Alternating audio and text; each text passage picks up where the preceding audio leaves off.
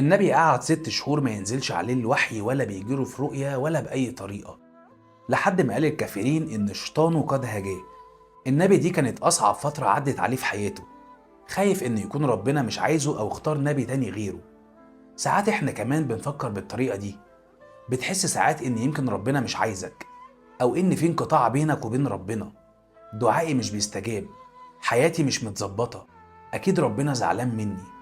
نفس اللي حصل مع سيدنا محمد بالظبط.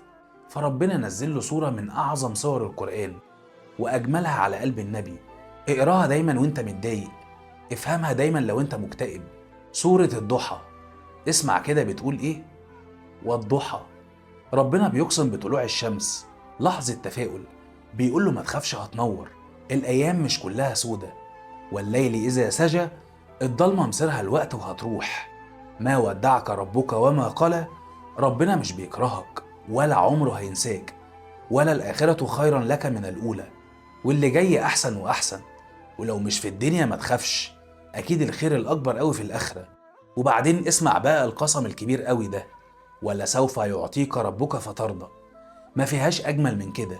ألم يجدك يتيما فآوى، ووجدك ضالا فهدى، ووجدك عائلا فأغنى. افتكر انت بس نعمه الكتيرة عليك، ده تدريب عملي مهم جدا. فأما اليتيم فلا تقهر، وأما السائل فلا تنهر. واجبات عملية لازم تعملها، انشر الخير على اللي حواليك هيتردلك بسعادة.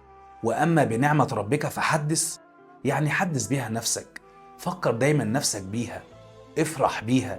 لما حد دايما يسألك ما تكئبهوش وتكئب نفسك، ابتسم وقول الحمد لله، وده أكبر علاج لأي مرض. بس كده، كان معاكم مصطفى ديشة، واستنوني في فيديو جديد.